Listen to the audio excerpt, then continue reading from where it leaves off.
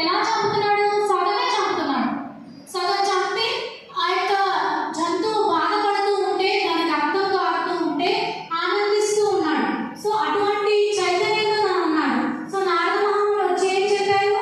So ఒక సాధు యొక్క లవమాత్ర సాధు సంఘంలో వృధాయి ఒక చైతన్యం మారిపోయింది, ఒక గొప్ప భక్తుడు అయిపోయారు అన్నమాట. సో నారద మహాముని చెప్పారు, నీకు నిజమైన ఆనందాన్ని ఇస్తుందా?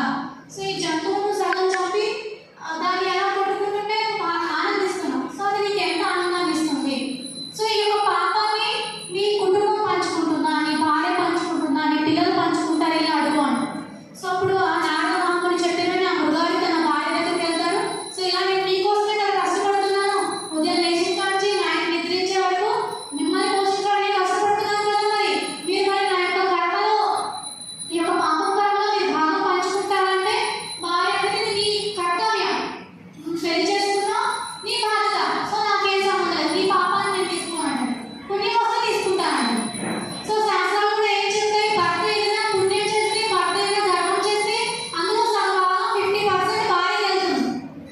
సో భార్య పని ఏంటంటే భర్తని బాగా చూసుకోవాలి, ఇంట్లో పిల్లల్ని బాగా చూసుకోవాలి. ఎందుకంటే అప్పుడు భర్త చేసిన ఈ ధర్మ కార్యాల నుంచి, ఆ పుణ్య కార్యాల నుంచి 50% అంటే బెనిఫిట్ అయిపోతుంది.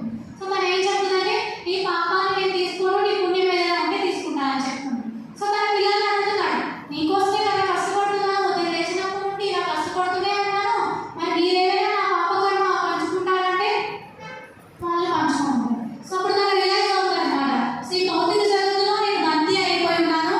సో ఎప్పుడు కూడా నిజమైన ఆనందం, శాశ్వతమైన ఆనందాన్ని ఇచ్చేది ఏంటంటే భగవత్ నామ స్మరణ. సో భగవంతుడి యొక్క భక్తుల సేవ ఒకటే మనకి ఆనందాన్ని కలిగిస్తుందని తెలుసుకొని సో తను అక్కడి నుంచి గొప్ప భక్తుడు అయిపోయారు. నారద మహాముని దగ్గర నామస్మరణ స్వీకరించారు, మంత్రాన్ని స్వీకరించి ఒక గొప్ప భక్తుడు అయిపోయారు అన్నమాట. సో నిజమైన జీవి దయ ఏంటంటే ఆచార్యులు చెప్తున్నారు, శ్రీ చైతన్య